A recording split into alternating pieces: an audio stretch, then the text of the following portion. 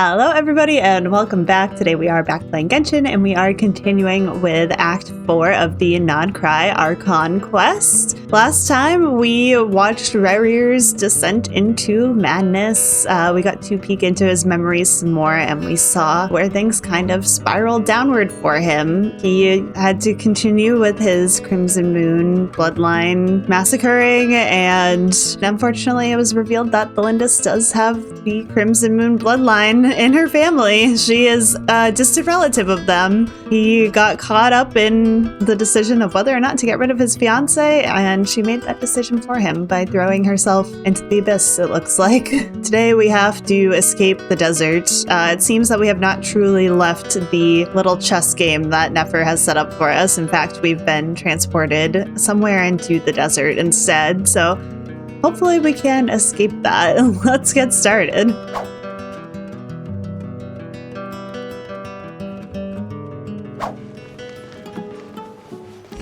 Looks familiar.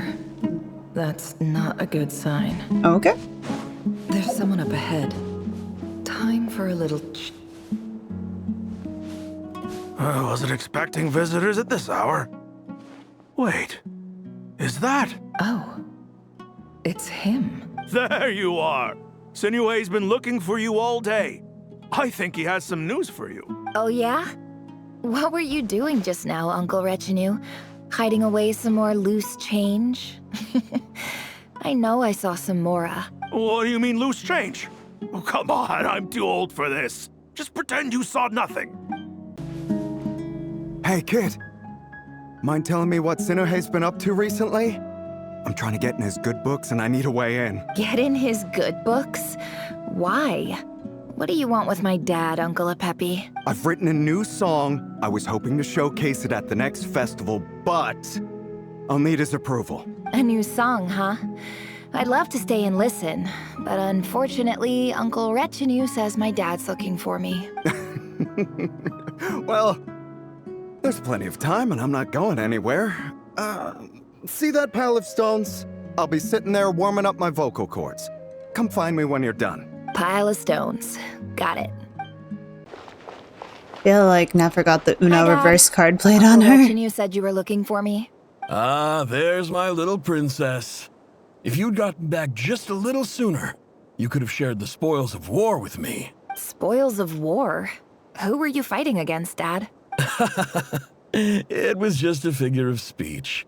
The aftermath of a sandstorm is no time to be waging war. I was talking about our war against thirst.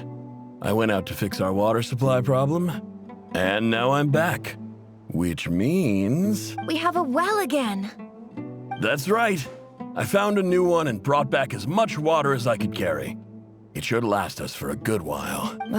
If it wasn't for these blasted sandstorms, our wells wouldn't be caving in. You wouldn't be spending all your time out searching for new water sources. As the chief of our tribe, I'm supposed to be leading us out of hardship and poverty, onto better things. You know how prosperous our ancestors were. I've told you all the stories, and look at us now, squeezed into these hovels.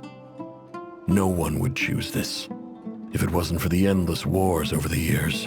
But things are looking up. I started working with some folks from the academia a few months back. They gave me some contacts in return for my assistance in the desert. So you're the academia's helper now? Special ambassador, they call it. Think of it as a partnership. It's nothing bad, okay? We've been isolated here in the desert for too long.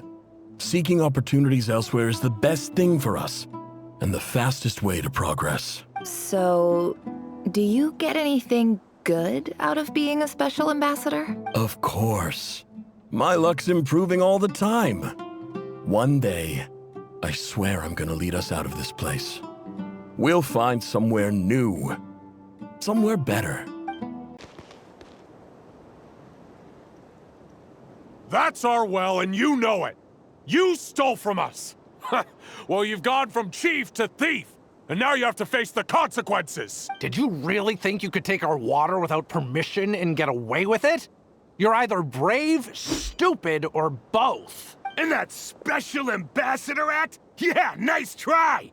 We spoke to the academia. They said it was all news to them! You're a liar and a cheat!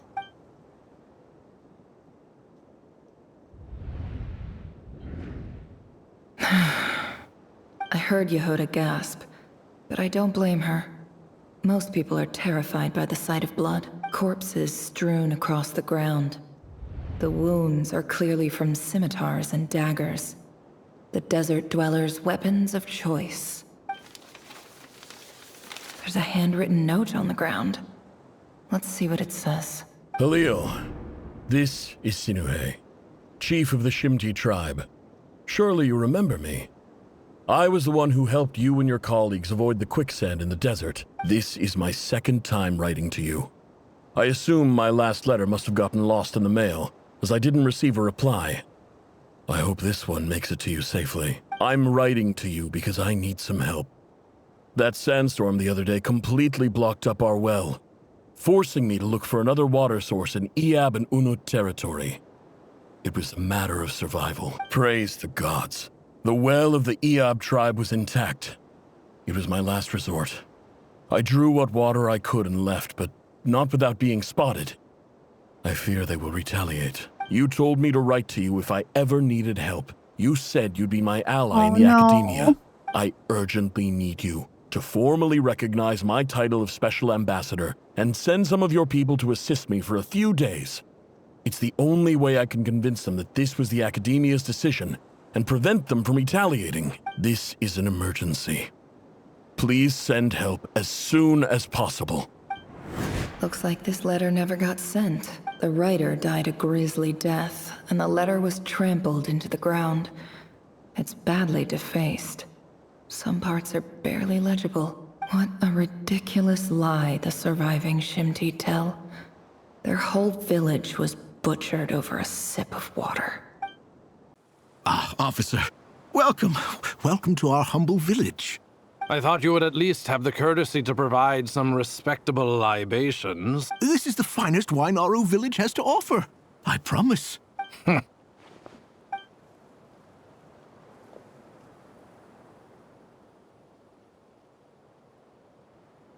The Academia has agreed to reserve a single space for a candidate from your village. But I remain skeptical of this entire endeavor. I highly doubt anyone in this desert possesses serious academic potential. Please, have faith. If not in us, then in our God. The child we found shows great promise. I beg you, take her away from this place. Give her a chance. Don't let her talent go to waste. I don't recognize her. New arrival? She showed up here a few days ago and we took her in. She's a really bright kid. Please help. I'm begging you. So, where are you from? Nowhere special. Just a sand dune. What about the rest of your family? How many of you are there? Just the one. It's only you? Correct. So, no brothers, no sisters, no mother or father? Any who have slept on a bed of sand, I call my brothers and my sisters. Apart from that, I have no family. All right. Get over here. Sign your name on the form.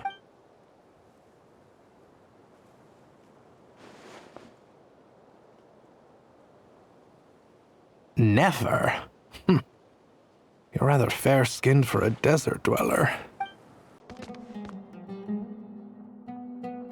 Nefer, this term's assignments have been issued already. Please read through the materials thoroughly, conduct your own additional research, and then write an essay on the topic. Yes, Professor, I'm aware. I just had a couple more questions I wanted to get your perspective on. Oh? Please ask away. Well, I saw the other students' problem sheets, and I couldn't help but notice that my assignment is much easier than theirs. Do you really think I'm a weak student? A weak student? Goodness, no.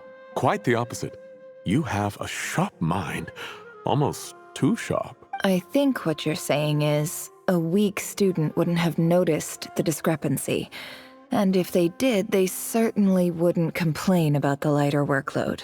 You see, sharp as they come. You see things the way they are. And I'm sure you know why they're like that. Because of where I come from. because I'm different. I'm sorry, Nefer. I don't like it any more than you do. It's just... Anyway, you said you had a couple of questions? What's the other one? I wanted to check. If someone sent me a letter to the academia, where do I go to collect it? Ah, your family wrote to you. Well, as long as they put your name on the envelope, someone should hand it right to you. Not exactly. It's not even a recent letter. I was just curious where the mail would end up if no one collects it. The House of Dana, I expect. I know there's a box for unclaimed mail somewhere in there, probably sitting on a shelf. Whatever you're looking for, that'd be the place to start. Okay, got it. Thank you, Professor. Oh, don't mention it. Honestly, I feel like I failed you. I'm supposed to be your teacher, but I haven't taught you anything. Hey, don't say that. You're a great teacher, and you do your best for all your students. But the rules are the rules. You're not allowed to teach students like me. It's not just the academia either. The whole world bends over backwards for the successful and leaves the losers to suffer and die. Oh, my dear Oh, child. Nefer. Oh, no. Don't tell me you've given up on life already. I haven't.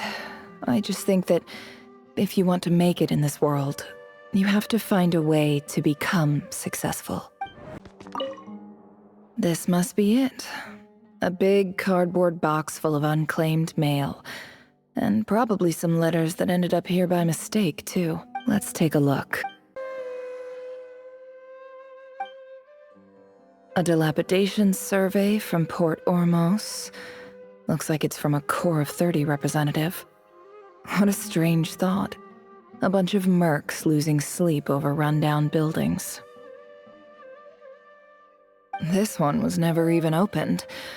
I guess the recipient didn't care what the Core of 30 had to say about anything. Oh, poor mercenaries. Who was it addressed to? I don't recognize the name, but it must have been a Kasharawar professor. This one is addressed to the Amorta Sage. The title is Changes Observed in Satyavada Life Symptoms. Why do all these letters read like full-blown dissertations? Guided by the incense, we became lost somewhere in the forest. All the barriers between levels of consciousness disappeared as our minds soared around in circles, looking for a branch to seek refuge on. In clinical terms, these symptoms fit the description of incense poisoning. The Amorta Darshan strictly prohibits the use of hallucinogenic substances, but I believe there are still people getting away with it. For example, my neighbor who always breaks out into song and dance after using incense. This seems like something the academia would want to know about. Why wasn't it collected? Wait, what's this written on the back? It's so small. The note says, "The sender authored this letter while under the influence of mushrooms. I would send it back, but no return address was provided. Stamped by the Grand Conservator of the House of Dana."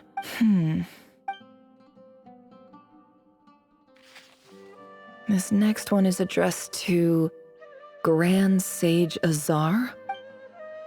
A few words of protest regarding recent changes in Sumeru's educational policy. In recent years, the academia has taken on a small number of students from the desert region, as per the policy to this effect. However, it appears to me that these students have not, in fact, been provided with educational opportunities that are, in any meaningful sense, equal to those enjoyed by their peers, as well as receiving dumbed-down assignments and perfunctory tutoring. They do not even have full access to the Akasha system. Education is the fundamental purpose of this institution, which should go without saying in a nation whose founding virtues are knowledge and wisdom. I ask you, is the lip service we pay to the policy of education for desert students Truly the standard of pedagogy to which the academia aspires. As Grand Sage, policy decisions are your prerogative, but do not forget your roots. You and I were once students too, as was everyone else in this institution. I do hope you will give some serious attention to this matter. I encourage in the you to box of discuss unopened issues like letters. this with myself and others, and listen to some alternative opinions. Great letter. Shame it didn't get to where it needed to go. And the sender is... Huh? Sage Cyrus of Spontamod. I didn't realize anyone else even knew how bad students like me have it in this place. So this is where letters from the Sage of Spontamod end up? Nice one, Grand Sage. Really enlightened leadership. Whatever. This isn't what I came here for. Moving on. I'm not exactly holding out hope that a letter sent from the desert would even make it here. But if it did, where else would it end up if not in this box? I can't believe how much discarded mail there is. Must have been years since someone last went through it all. And this is just one box.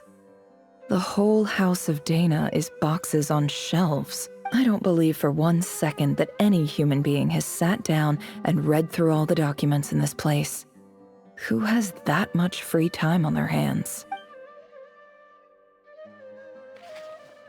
Wait, could this be it? Very weathered. Least fancy envelope in the box, written on crude quality paper. And of course, it would be right at the bottom of the pile. Clearly, no one gave this letter so much as a first glance, let alone a second. The handwriting on the envelope looks very familiar. Greetings, Halil. My name is Sinuhe, chief of the Shimti tribe. I was the one who came to you and your colleague's aid when you ran into trouble in the Great Red Sand. I don't know how well you remember it now, but I brought you to safety and gave you some water and other supplies. You seemed very pleased and told me your name. In my tribe, learning a person's true name is serious business, and I therefore see you all as friends. You were kind enough to leave your contact details so we could stay in touch. The Shimti tribe lives a harsh, nomadic existence in the desert. You were sympathetic towards my plight, promising to make me a special ambassador of the academia and help us find a way to make a better living. This brings me to my reason for writing. Our tribe has fallen on particularly hard times, and I would like to ask for your assistance. There was a terrible sandstorm a few days ago, which blocked up the well in our land. To ensure my people's survival, I had no choice but to venture into Eob and Unut territory in search of an alternate water source. The Eob and Unut are descended from the Thamudians, while we trace our ancestry to Tulatala. We worship the Lord of Flowers and have had relatively good relations with our fellow tribes up until now. I found a well belonging to the Eob tribe. They declined to help us, but I really had no other option, so I took some water to keep me and my tribe alive. My actions are certain to incur their wrath. When we met, you assured me that you would be my ally in the academia. I would like to take you up on that offer, because I really need your help. This is so sad. I wonder if you could send an academia representative to meet with me. That aside, the last time you were here, you mentioned that the academia had started accepting students from the desert, and I told you a little about my daughter, Nefer. We have next to no resources here in the desert, and my power and influence are limited. Would you consider enrolling my daughter at the academia? She is a smart girl. I know she won't disappoint you. From the outset, the academia never took you seriously. Those things they promised were just empty words. I doubt they even remember the name Sinuhe. And you were so emphatic that your luck had finally changed for the better. You swore you'd lead us to a better place one day. You spoke with such conviction, like you were the most powerful chief in the whole desert. You liar. You lied about everything. You promised the world and delivered on none of it. And who fell for it? Just me, by the looks of it. Despite your best efforts. Which makes you a pathetic liar. You weren't even any good at it. I think I'll take over from here. Let me show you how it's done. I just came to say goodbye. Thanks for everything you've done for me in my time here. Nefer? You packed your bags. Where are you going? I'm quitting. Something's come up in my hometown. Gonna head back and deal with it. Huh? But this was a hard-won opportunity for you. You know that better than I do. It was. But it doesn't matter. I have more important things to deal with and they can't wait. Oh, and I didn't want to overfill my bags, so I left some incense on your desk. What's wrong? I thought you liked incense. Although, I did read somewhere in the House of Dana that it has hallucinogenic effects. Don't use it all at once, alright? Isn't this the stuff you brought from your hometown? You're just letting me have it? But you said it's a rare and valuable commodity. Yeah, about that. I lied. No. It's not rare at all. There's this bunch of ruins near my hometown that are practically overgrown with this plant. It's not worth much. Keep it, it's fine. But Nefer... Alright, that's all from me. You take care.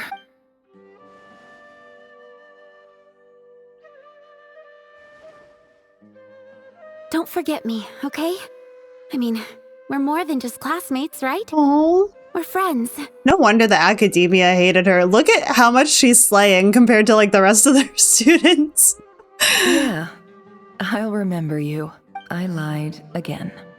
That incense is worth a fortune, and it's a rare find even in those ruins. And as for remembering her, I have far too much to do when I get back. No time to reminisce. I'll be lucky if I even make it through this alive. But either way, I expect I'll forget you pretty quickly.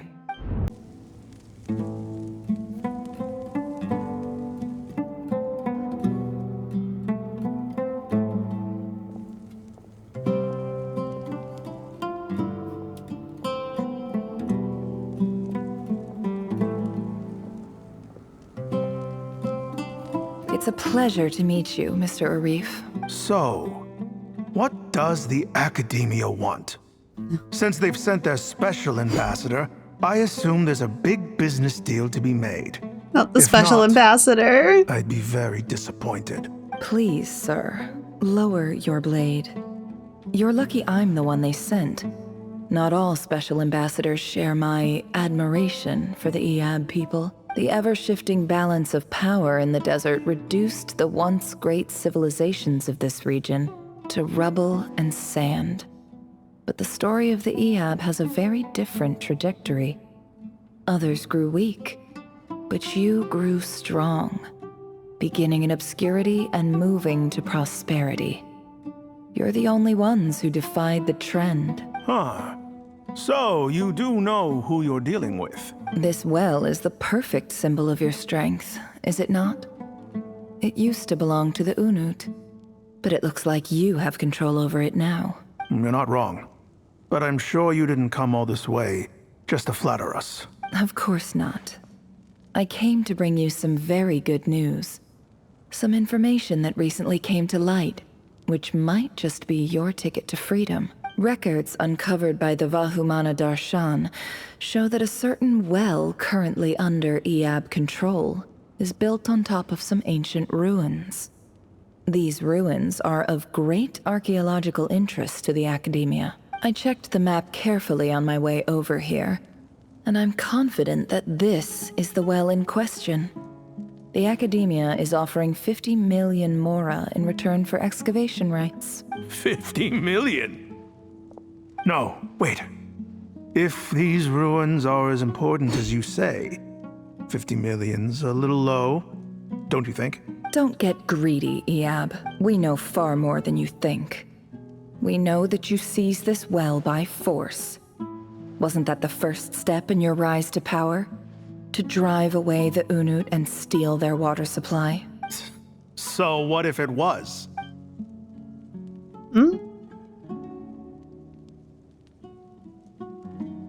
Don't worry.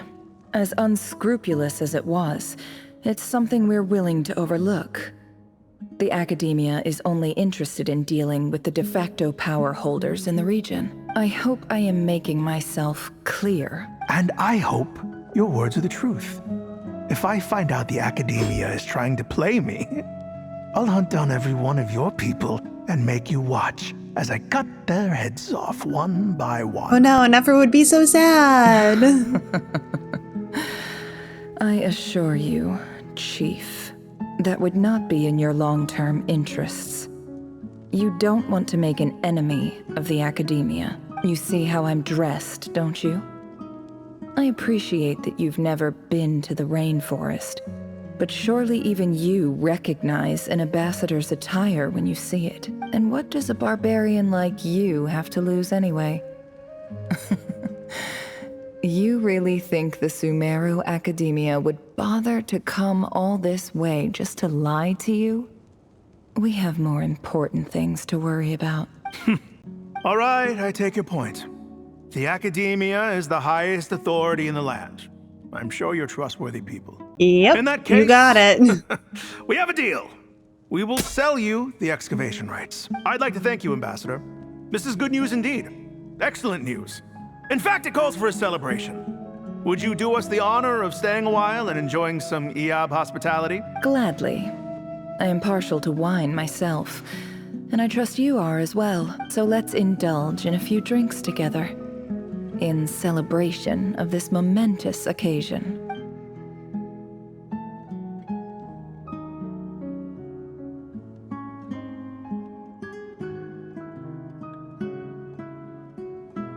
Chief! Chief, it's an emergency! It's the Unut. They've taken the well. What? Well, don't just stand there. Take it back. Yes, Chief. I have every confidence in the Eab's military superiority, and yet... Well, what is it? The Unut's response was alarmingly fast. The day after we reach a deal, they seize the well. This can't be a coincidence. Perhaps there is a traitor in your midst. Boy, the pot is being stirred. I don't think so. I am obliged to remind you, Chief, that the Academia will only deal with the de facto power holders. If you cannot regain control over the well, I'm afraid you won't see a single mora of that 50 million. No! Please, Ambassador, just give me some time. I swear the Unut will not get away with this. That well is ours. And so is the mora. Glad to hear it. I will wait here for an update. If there is a traitor, I will find them. In the meantime, make yourself at home. I'll report back as soon as I have an update. Much obliged. Wow. All it took was a few words and I've got him wrapped around my finger. What an amazing feeling. So, in summary, Ambassador, the Academia would rather negotiate with our tribe instead of the Eab.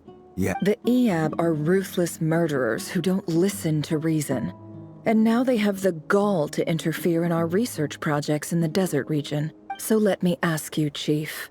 If you were the Academia, what would you do? kill them all, of course. Precisely. The Academia does not tolerate those who stand in our way.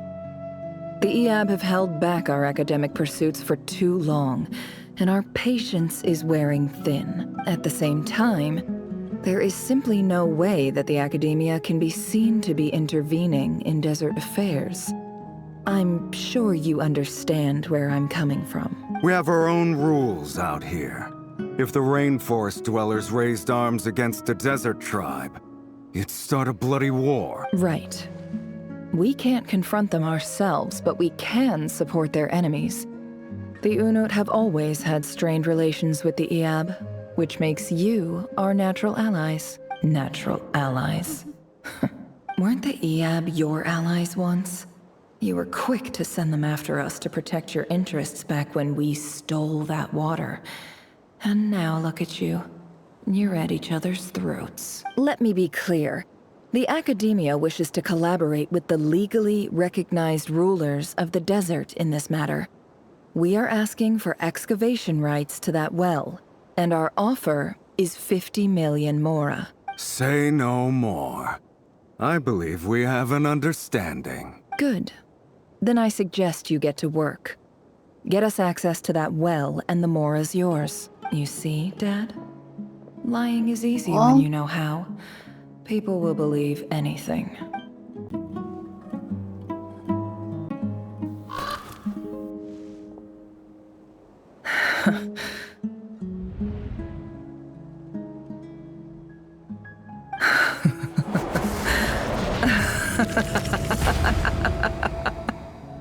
Look at yourselves. You may be vile, savage monsters, but your butchered bodies bleed like any others. You're no different. You're nothing special at all. The monsters who destroyed my home, they're just ordinary, petty human beings. What a joke. I think we're even now. Maybe I've even done the desert a favor. It's a better place without all these people around. Oh, Sinuhe, my gullible fool of a father. Perhaps if you'd been as ruthless as I was today, our tribespeople would still be alive. In this dog-eat-dog world, a chief needs to be tough to survive. But you couldn't do what had to be done. So I did it for you. Nefer, it's okay. All of this is in the past now. I believe I remember you promising to remain silent. Yeah, but even so... Yehoda, is there anything you can do to ease the tension? Got this, Yehoda. It's your time to shine. Alright, time for a sharp turn onto a completely different topic. So, anyway, that's enough of that. When are we getting out of this place? Feels like we've been walking forever. I'm getting pretty tired. Oh, Alma, you tired? Yes. If we can find somewhere to sit down, I could certainly do with a rest. It's not far now.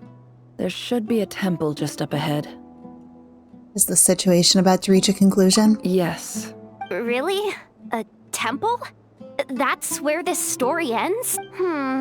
I guess that's how things go in the desert. I've been to a similar place with a friend from the desert before. Desert dwellers can never escape their destiny.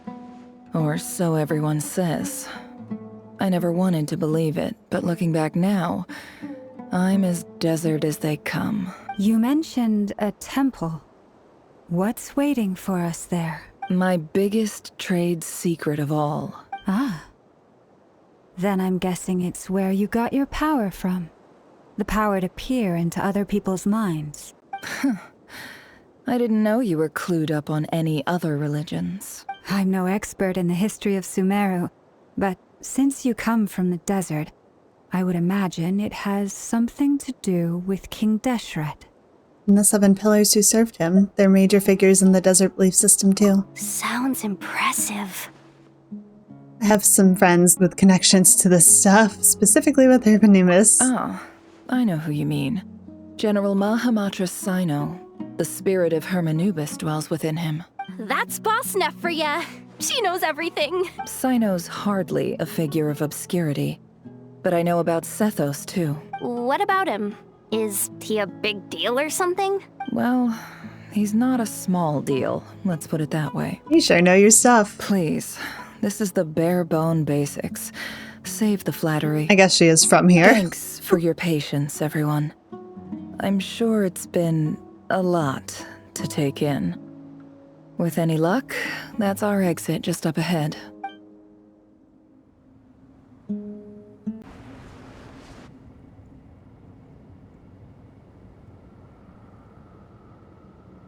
Uh-oh. Uh-oh. Uh-oh. I'm totally out of my depth here. I don't have anything to add about any of this stuff. Like, look at that statue, for instance. I want to do the whole name-dropping, this girl knows her stuff thing too, but I've never seen anything like it before. A statue with the head of a bird. Like something out of King Deshret's mausoleum. That's Thoth, the Ibis King, one of the 7 pillars of King Deshret. The legends say that he, the Crocodile King, and the Goat King were the 3 retainers of King Deshret. Let's take a look.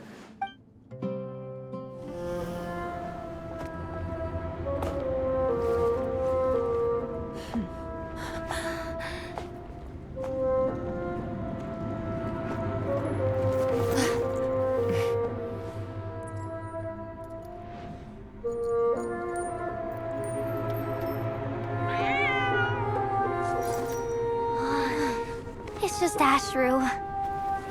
So, all is well?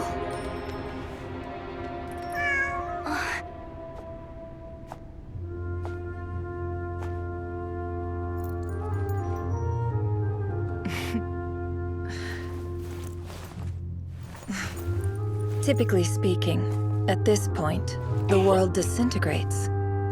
Then we find ourselves back in the outside world. Besides, these are my memories. There's nothing to fear. You're sure? Of course. It's almost over.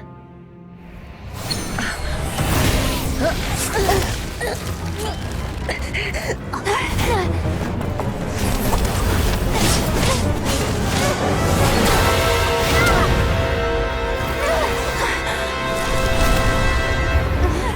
Hey! Hold on!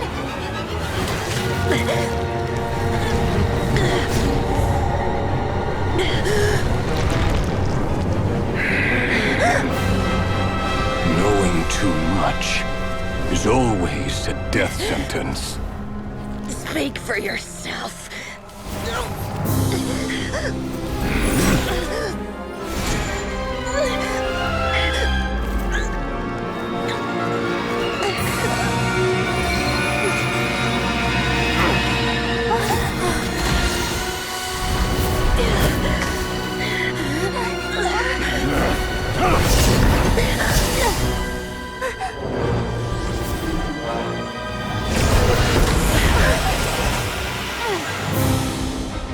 How repulsive.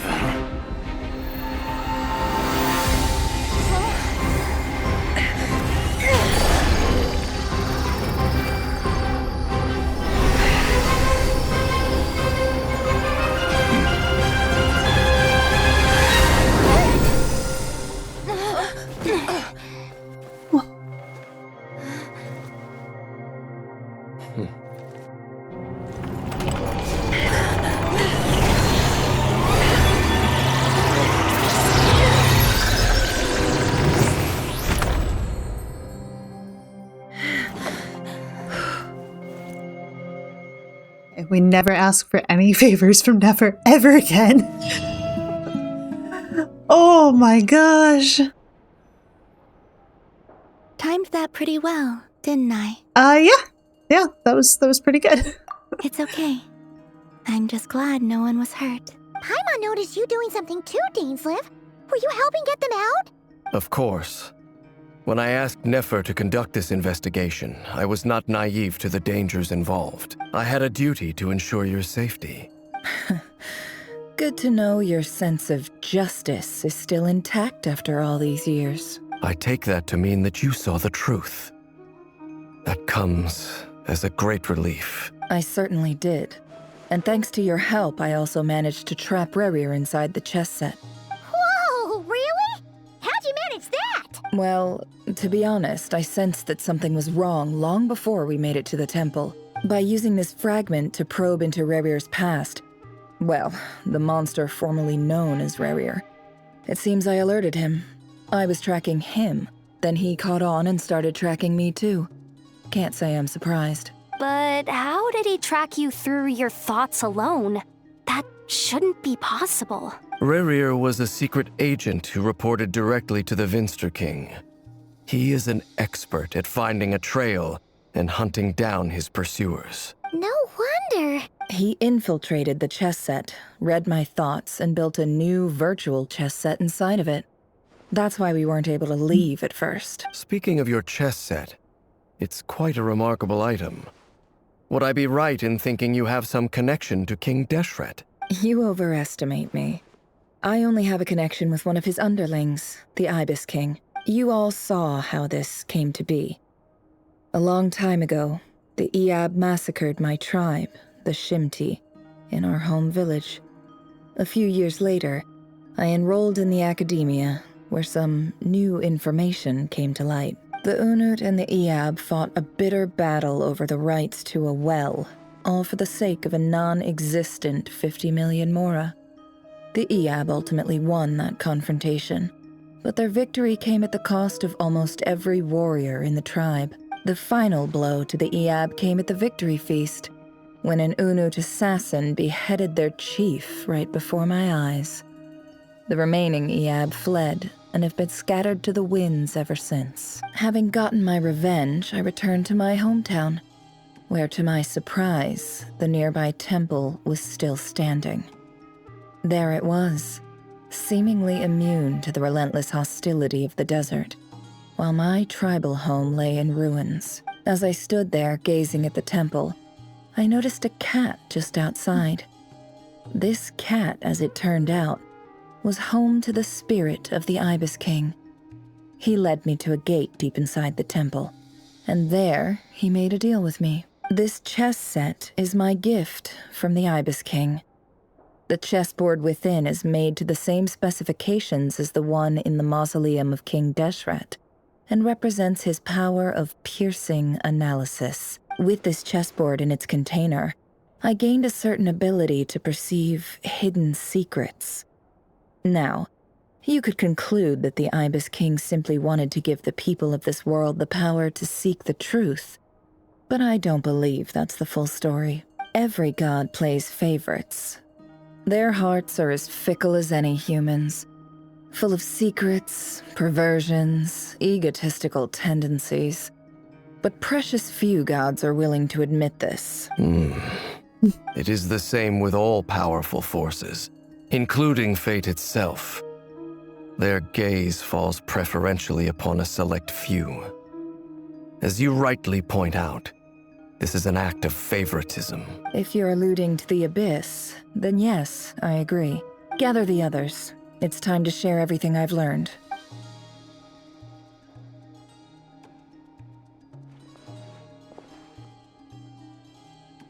That is quite the cat tree. Thank you all for being here. As promised, I did some further investigating into the Rerir of Solnari's background.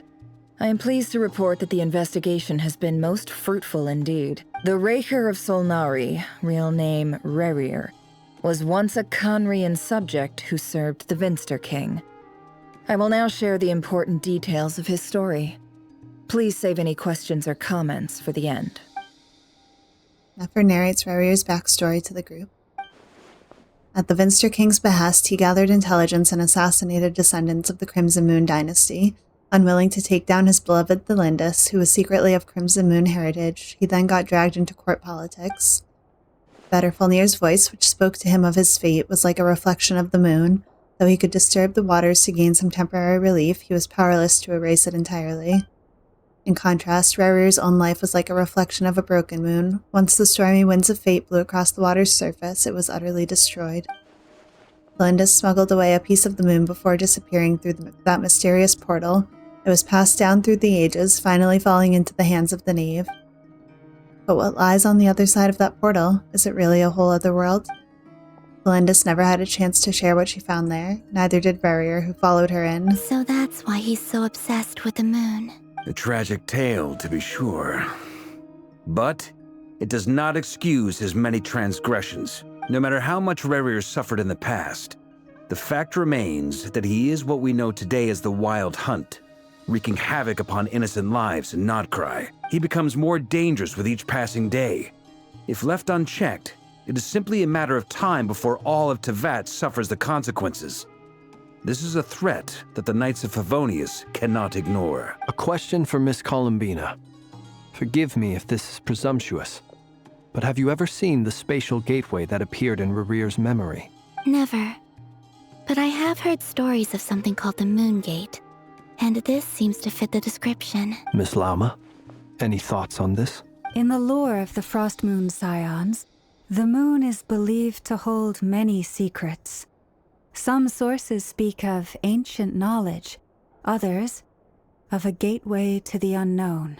The term Moongate is one I have heard before. But as is the case with all of our legends, there are no records of any first-hand witnesses. We cannot know whether it truly exists. Then back to Miss Columbina. As a moon goddess yourself, do you have some idea of where the Moongate leads to? Not at this stage, sorry. I do hold the power of the Frost Moon, and my strength is recovering well. I can sense that the gate would open at my command, but... But there's more to the power of the Frost Moon than that? Yes. A moon goddess has the right to open the Moongate, since it is a path to the moon. But as Nefer mentioned, holding open a spatial gateway takes a huge amount of power. And right now, I need to conserve my energy to fight the Rerir of Solnari. I'm afraid this is one mystery we may have to leave unsolved for now. I agree. Better to save your strength. But if you'll humor me for a moment, I have a bold conjecture of my own regarding the world beyond the gateway. I highly suspect that neither Tholindis nor Rerir made it through unscathed. The evidence pointing to this is the fact that the Rerir of Solnari exists in the form of countless fragments. With the abyssal power he wields, no ordinary foe can touch him, let alone tear him to shreds. And yet, the wild hunt proliferates wherever his scattered fragments lie, drawing hordes of monsters to many different locations across the land. So your theory is that Rerir was physically torn to shreds by some powerful force? Hence, why the wild hunt is a distributed phenomenon, rather than a unified one? Makes sense to me. Explains why the wild hunt is so pervasive, and why he's been trying to piece himself back together. He was whole to begin with, and he wants to be whole again. Without the power of the Abyss on his side, he almost certainly would have perished the moment he was torn apart. But the Abyss, much like a curse, has kept him alive. I could not agree more. The power of the Abyss is most surely a curse. It's like, finally, someone gets it. It is a compelling explanation, and one that accords with my present understanding of Abyss creatures. Whether the life form in question is primitive or advanced, if a curse has extended its lifespan unnaturally, it will continue to survive in spite of everything. This raises some interesting questions. I will run some experiments and see if there is any validity to my suspicions. That being said, regardless of whether my research bears fruit, I would like to thank Miss Nefer for conducting such a thorough investigation. Already, it has greatly enriched my understanding of the entity we face. My pleasure, Mr. Albedo. I too hope that the information I have shared today proves useful as we look to formulate the next stage of our plan. Hey! What is it, Dainsleif? You look really upset! It's just... when I think of the man I once knew as Rerir, I struggle to understand why things had to turn out like this. The two of you used to be friends, didn't you? I don't know if these words will bring any comfort, but my heart goes out to you. Mine too. We can never know all the hows and whys of the way things are. The moon and stars are full of untold secrets and lies, and the skies are host to many more mysteries than these alone. Yet, none of that can begin to compare with the complexity of human life. Those are the first comforting words I've heard in a long time. Thank you, both. Well, I think this is a good place to end today's meeting. I'm sure Nefer needs some time to recover. She's been through an awful lot today. That's very thoughtful of you, Lama. Of course. Sounds good to me. Take some time to rest and digest before we reconvene to nail down a plan.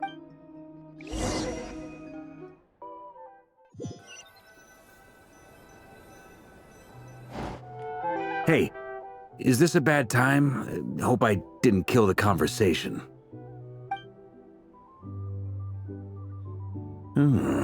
Nice room. Oh, I'm not coming in, though. Why not? It's just a hotel room. If it's all the same, I'll just stay out here. I might not look the part, but I'm technically a knight. Barging into people's private quarters isn't the kind of thing we do.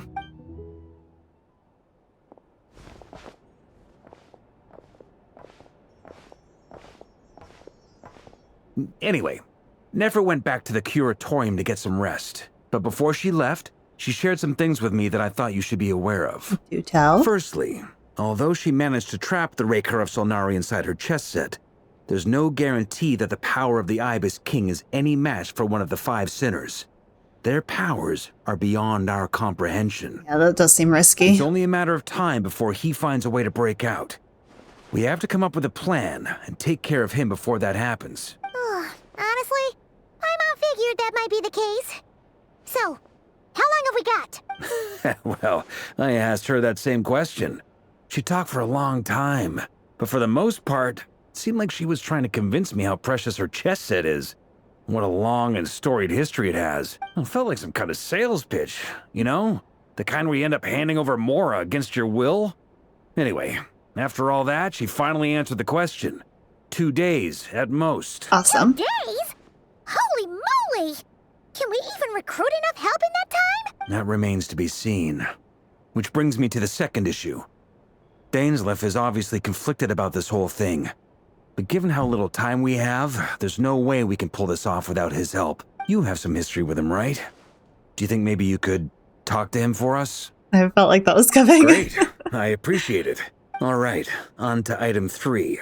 So, Albedo, Durin, and I put our heads together and came up with a plan. Can't promise it's gonna work yet, but at least it's a start. We figured we'd bounce the idea off you first. We'll explore it further once everyone's recovered. Ask away. Oh, Paimon's dying to hear this. All right, so here's what we're thinking.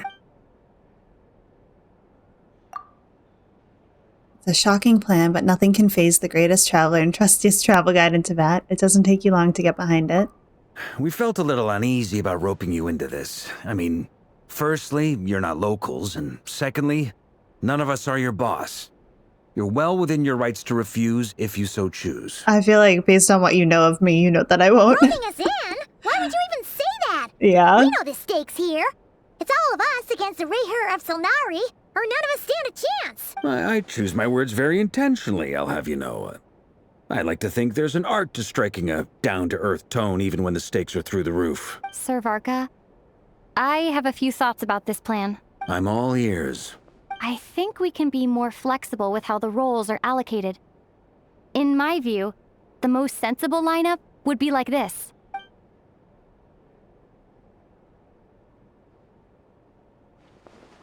I see your point, yeah. But if that's how we're going to approach this, you'd better make sure you're ready. To be clear, I don't doubt your abilities. Far from it. I just want to make sure. Are you really willing to take all this on? I want to do everything within my power. The Rerir of Solnari is a truly fearsome opponent, and if I do my part, it'll greatly reduce the risk for everyone else involved. Well, that tracks with what I've heard. Jean's mentioned in her letters that you're so diligent it's almost abnormal. As in, most people weigh up the risks and rewards in situations like this. But you seem to just march towards danger without a moment's hesitation. That's me. Of course, everyone appreciates a fearless pioneer. But all that aside, I'm the Grand Master of the Knights of Favonius, and you're our honorary knight. I want to make sure your courage doesn't come at the expense of your safety. Thank you, Sir Varka. I should be the one thanking you. It means a lot to have you on board. I'll give some serious thought to your suggestions. Varka gives a very knightly bow and says he'll see you at the hotel again later. He has arranged for everyone to meet and finalize the plan of action. In an effort to lighten the mood, he booked out the hotel for this meeting so that you could all chat over a drink. As the moon rises in the sky, you and Paimon leave your room discussing whether Paimon has any other options than fruit juice. Everyone is already waiting there for you. They're chatting and smiling. Clearly the rest has done them good. As well as the existing crew, some unexpected help has arrived. Still, you remain conscious of the fact that the future of Krai rests on what is decided tonight. So many lives are at stake. You may never meet most of them, but whether they know it or not, all of them are counting on you. Alright, we will wrap up there for today, and next time we will go see what the plan is for taking down Rerir.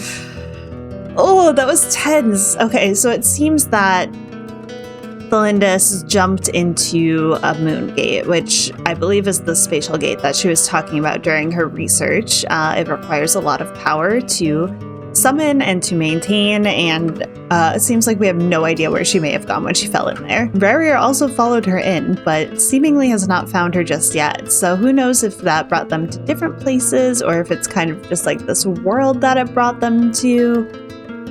We have no idea right now, but fortunately we were able to escape from the chest set inside the chest set that Rerir trapped us in, and now he is in the chest set. But we do need to figure out how we can keep him trapped or take him down once and for all, because that chest set is not going to hold forever. I hope you had fun today. I hope you enjoyed, and I will see you all next time. Bye, everybody!